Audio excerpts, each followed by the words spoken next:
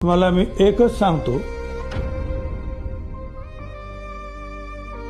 संघर्ष की रात जितनी अंधेरी होती है, सफलता का सूरज उतना ही तेज चमकता है।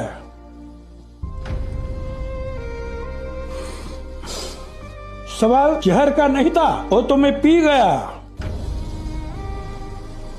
तकलीफ लोगों को तब हुई कि तब भी मैं आपके सामने जीकर खडा हुआ।